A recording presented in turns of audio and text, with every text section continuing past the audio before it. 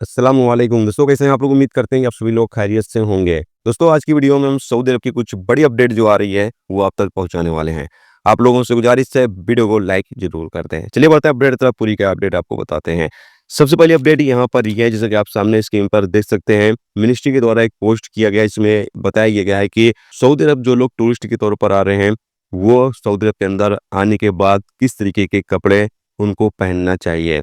तो यहाँ पर कहा यह गया है कि जो मर्द हजरात हैं या फिर जो औरतें हैं वो सही शर्ट कपड़ा पहने। यानी अगर महिला है तो उनको लंबी आस्तीन वाले और पूरी लंबाई वाले स्कर्ट पैंट पहनना चाहिए, या फिर बाकी तरीके के अगर वो कोई और कपड़ा पहन रही हैं तो वो अच्छी तरीके से, यानी यहाँ पर कुल मिलाकर कहा यह गया है कि उनका जिस्म दिखना नहीं चाहिए, इस तरीके से वो कपड़ों को पहने। और जो मर्द लोग हैं उनके लिए भी यहाँ पर कहा यह गया है कि लंबी आस्तीन वाली पैंट टी शर्ट पहने, और पैंट भी आप लंबी ही पहने। हाफ पैंट पहनकर आप इधर उधर नहीं घूम सकते, नहीं तो इस पर आपके खिलाफ कानूनी कार्रवाई हो सकती है। और साथ में यहाँ पर यह भी कहा गया है कि अगर कोई औरत मस्जिद जा रही है तो उसको ज़रूरी है कि वो शाल या फिर स्कार्फ अपने साथ लेकर जा सकती है।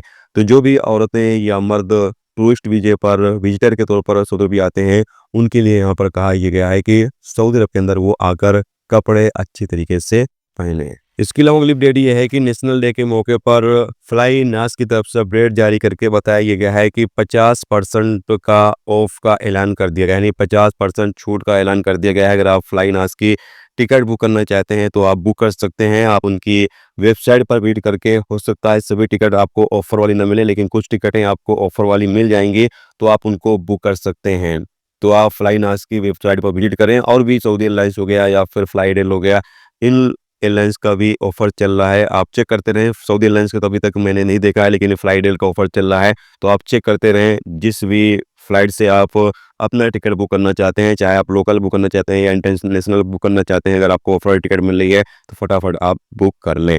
इसके अलावा अगली अपडेट ये है कि फ्लाई एडल की तरफ से एयरपोर्ट पर अपना जो सामान है वो आप खुद ही टैग वगैरह लगाकर और खुद ही आप पूरा काम कर सकते हैं। यानी ऑटोमेटिक मशीन लगा दी गई है, जिससे आप लगेज का जो काम है वो खुद ही कर सकते हैं। जो आप काउंटर पर जब लगेज लेकर पहुंचते हैं, जो अधिकारी काम करते हैं वो पूरा काम आप खुद ही कर सकते हैं। जैसे कि आप सामने स्क्रीन पर देख सकते हैं, ये मशीनें लगा दी गई हैं। जिस तरीके से अब इमिग्रेशन का काम है, आपको अपना इमिग्रेशन खुद ही आप एयरपोर्ट पर कर सकते हैं। अपना जरूरी नहीं है कि आपको जवाजात के काउंटर पर जाना है।